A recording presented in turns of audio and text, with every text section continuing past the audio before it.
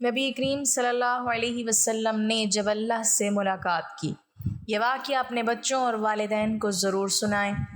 حضرت عائشہ رضی اللہ تعالیٰ عنہا نے حضور صلی اللہ علیہ وسلم سے پوچھا کہ جب آپ اللہ سے ملاقات کے لیے گئے تو کیا آپ نے اللہ کا چہرہ مبارک دیکھا؟ آپ صلی اللہ علیہ وسلم نے فرمایا کہ ہاں، جب میں نے اللہ کو دیکھا تو میری سانس رک گئی اور اللہ نے مجھے بسم اللہ الرحمن الرحیم۔ اللہ تعالیٰ نے تمام انبیاء علیہم السلام کو معجزات سے نوازا جو اس بات کی تصدیق کرنے کے لیے کافی تھے کہ یہ شخص کوئی عام آدمی نہیں ہے، بلکہ اس کے ساتھ اللہ تعالیٰ کی ساری قوتیں شامل ہیں۔ اس کے ہاتھ سے ان ناممکن چیزوں کا صدور ہو سکتا ہے جس کے بارے میں دوسرے لوگ سوچ بھی نہیں سکتے۔ اللہ تعالیٰ نے حضرت محمد صلی اللہ علیہ وسلم کو بھی مختلف معجزات عطا فرمائے، جن میں سے آپ کا زندہ و تابندہ معجزہ قرآن مجید ہے۔ لیکن قرآن مجید کے بعد آپ صلی اللہ علیہ وسلم کو ایک ایسا منفرد معجزہ عطا فرمایا گیا جس کی نظیر تاریخ انسانی میں کہیں نہیں ملتی، اور یہ معجزہ معراج کے نام سے جانا جاتا ہے۔ معراج النبی صلی اللہ علیہ وسلم کا واقعہ انسانی عظمت اور سربلندی کا نقطہ عروج ہے۔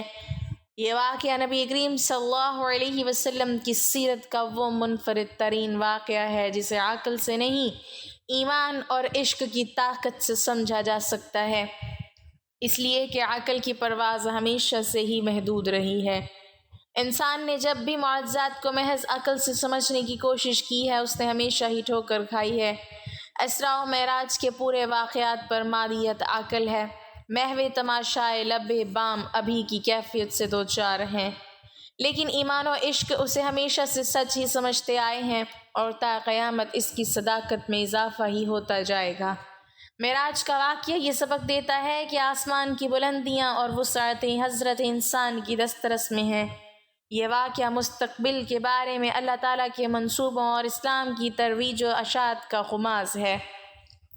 روایات کے مطابق معراج کا واقعہ مکی زندگی کے بالکل اواخر میں پیش آیا۔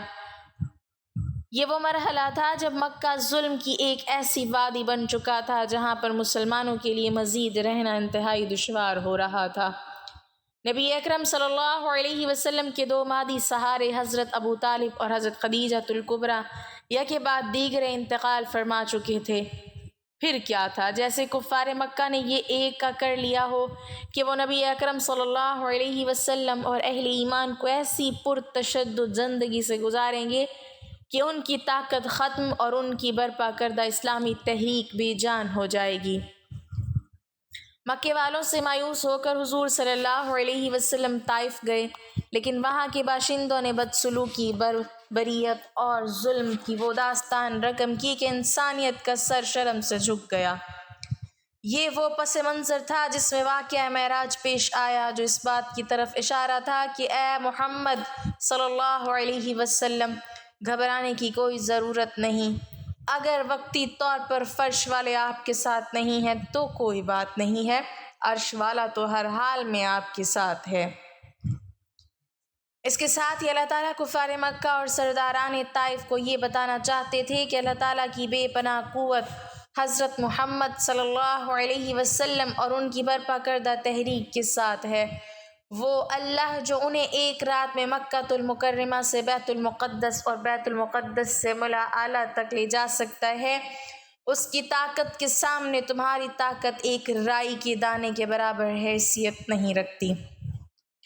وہ جلد ہی تمہاری طاقت کا طلسم توڑ کر اپنے پیارے نبی صلی اللہ علیہ وسلم کو سرخرو اور فاتح کر دے گا۔ اس واقعے کے اندر حضرت محمد صلی اللہ علیہ وسلم کے لیے بھی بہت زیادہ تسلی و تشفیع کا سامان تھا۔ اس واقعے سے یہ واضح کرنا مقصود تھا کہ جس اللہ نے آپ صلی اللہ علیہ وسلم کو کائنات کے لیے بادی و رہنما بنا کر مبعوث فرمایا ہے، اس کی مدد قدم قدم پر آپ کے ساتھ ہے۔ وہ مشکل کے لمحات میں آپ کو اپنے ہاتھ شرف باریابی عطا فرما کر ساری کائنات کو آپ کی عظمت سے آگاہی دے رہا ہے۔ یہ بتا رہا ہے کہ جہاں پر آپ کے قدم مبارک پہنچے ہیں وہاں پر نہ تو کوئی نبی پہنچا ہے اور نہ ہی کوئی نورانی فرشتہ اور نہ ہی کوئی جن و انس وہاں تک جانے کی سکت رکھتا ہے۔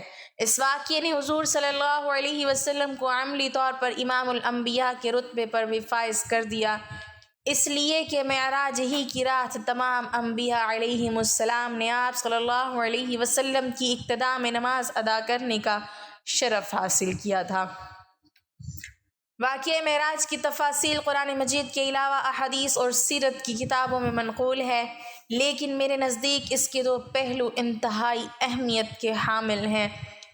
اس کا ایک پہلو تو وہ تحائف ہیں جو حضور صلی اللہ علیہ وسلم کو اپنی امت کے لیے عطا ہوئے، اور دوسرے وہ مشاہدات ہیں جو نبی صلی اللہ علیہ وسلم کو اس لیے کرائے گئے تاکہ مسلمان اس کی روشنی میں اپنی زندگی کا نظام استوار کر سکیں۔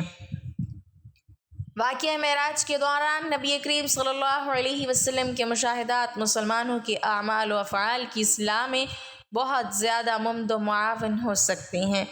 یہ مشاہدات یہ درس دیتے ہیں کہ نیک اعمال کرنے والوں کے لیے اللہ تعالیٰ کی رحمتیں، عنایتیں اور برکتیں اس دنیا سے لے کر عالم آخرت تک جاری و ساری رہتی ہیں، جبکہ برے اعمال کا ارتکاب کرنے والے دنیا و آخرت میں اللہ تعالیٰ کے غضب کے مستحق قرار پاتے ہیں۔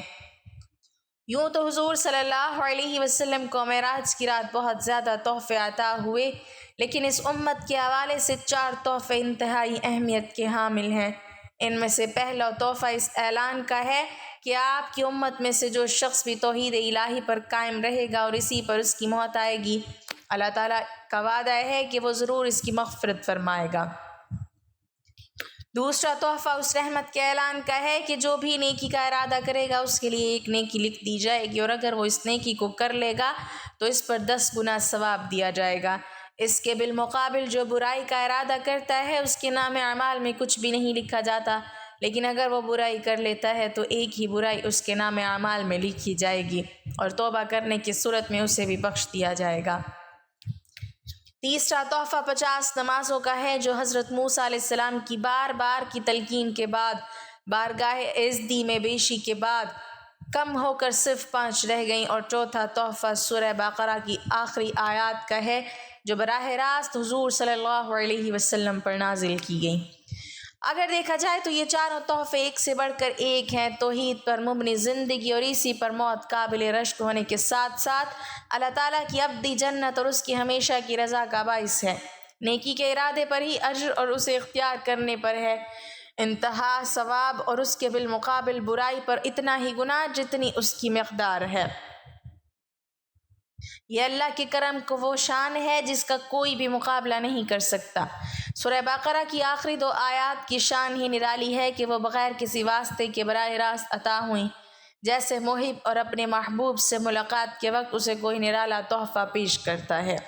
سبحان اللہ، اس کی عظمت کا کیا کہنا۔ اور جہاں تک 5 نمازوں کا تعلق ہے، کہنے کو تو وہ 5 ہی رہ گئی ہیں، لیکن اللہ تعالیٰ کا یہ بھی وعدہ ہے کہ جو بھی انہیں خشوع اور خضوع کے ساتھ ادا کرے گا اسے ثواب 50 ہی کا دوں گا۔ یاد رکھیے کہ معراج کا سب سے بڑا تحفہ نماز ہے، جو مخلوق کو اللہ سے جوڑنے کا بہترین ذریعہ ہے، لیکن افسوس کا مقام ہے کہ مسلمان کی اکثریت اس پیغام کو بھول چکی ہے۔ معراج کی شب حضور صلی اللہ علیہ وسلم نے جنت اور جہنم میں جو مشاہدات کیے، اگرچہ وہ تمثیلی انداز میں تھے، لیکن ان کے اندر ہماری روزمرہ کی زندگی کے لیے بہت سے اسباق ہیں۔ آپ صلی اللہ علیہ وسلم نے مشاہدہ کیا کہ کچھ لوگوں کی کھیتیاں سدا بہار ہیں جو خزاں سے آشنا نہیں ہیں، ان میں ہر وقت اضافہ ہی ہوتا جا رہا ہے۔ پوچھنے پر معلوم ہوا کہ یہ مجاہدین فی سبیل اللہ ہیں جن کا اجر بڑھتا ہی چلا جاتا ہے۔ پھر دیکھا کہ کچھ لوگ ایسے ہیں جن کے سر ایک بھاری بھرکم پتھر سے کچلے جا رہے ہیں۔ پوچھا یہ کون ہے تو بتایا گیا کہ یہ وہ لوگ ہیں جو اپنی نمازوں میں سستی کرتے ہیں۔ کچھ اور لوگوں کا مشاہدہ کرایا گیا جن کے کپڑوں پر پیوند ہی پیوند لگے ہوئے تھے۔ بتایا گیا کہ یہ وہ بدبخت ہیں جو اپنے مال سے زکوٰۃ و صدقات تک بھی نہیں دیتے تھے۔ پھر ایک ایسے شخص کا مشاہدہ کرایا گیا جو لکڑیوں کا ایک بھاری بھرکم گھٹا اٹھانے کی کوشش کر رہا ہے، اور جب اسے نہیں اٹھ سکا تو اس میں کچھ کم کرنے کی بجائے اس میں مزید ڈال دیتا ہے۔ پوچھا یہ کون احمق ہے؟ بتایا گیا کہ یہ وہ شخص ہے جس کے پاس پہلے ہی امانتوں کا وزن زیادہ تھا جنہیں وہ پورا نہیں کر سکتا تھا، لیکن وہ انہیں کم کرنے کی بجائے ان میں اور اضافہ کرتا جاتا تھا۔ کچھ ایسے لوگوں کو بھی دیکھا جن کی زبانیں اور ہونٹ تیز کینچیوں سے کاٹے جا رہے تھے۔ معلوم ہوا کہ یہ آگ لگانے والے فتنہ باز خطیب اور مقررین تھے۔ آپ صلی اللہ علیہ وسلم نے یہ بھی مشاہدہ کیا کہ ایک بڑا سا بیل ایک باریک سے سوراخ میں گھسنے کی کوشش کر رہا ہے، جو کہ ناممکن سی بات ہے۔ پوچھا یہ کیا ماجرا ہے؟ عرض کیا گیا یہ اس شخص کی مثال ہے جو غیر ذمہ دارانہ بات کرتا ہے، جس سے ہر طرف فتنہ برپا ہو جاتا ہے، لیکن بعد میں نادم ہو کر اس کی تلافی کرنا چاہتا ہے، جو ممکنات میں سے نہیں ہے۔ ایسے لوگوں کو بھی دیکھا جو اپنا گوشت کاٹ کاٹ کر کھا رہے تھے، معلوم ہوا یہ وہ لوگ ہیں جو دوسروں کو طعنے دیتے تھے۔ پھر ایسے لوگوں کو بھی دیکھا جو اپنے تانبے کے لمبے لمبے ناخنوں سے اپنے منہ اور سینے کے گوشت کو نوچ رہے تھے۔ پوچھا یہ کون ہیں؟ تو معلوم ہوا کہ یہ وہ لوگ ہیں جو دوسروں کی پیٹھ پیچھے برائیاں بیان کرتے تھے۔ ایسے بدبخت بھی دیکھے جن کے ہونٹ اونٹوں کی طرح تھے اور وہ آگ کھا رہے تھے۔ جبرائیل علیہ السلام نے بتایا کہ یہ وہ لوگ ہیں جو یتیموں کا مال ناجائز طور پر ہڑپ کر جاتے تھے۔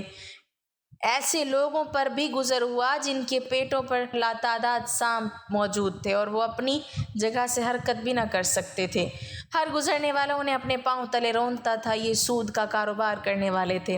کچھ ایسے لوگ بھی نظر آئے جن کے سامنے تازہ اور نفیس گوشت بھی ہے اور بدبودار اور پرتعفن گوشت بھی، لیکن یہ تازہ گوشت کو چھوڑ کر بدبودار گوشت کھا رہے ہیں۔ بتایا گیا کہ یہ وہ مرد و خواتین ہیں جنہیں حلال بیویاں اور شوہر حاصل تھے، لیکن انہوں نے حرام کی وادی میں قدم رکھ کر اپنی خواہشات پوری کیں۔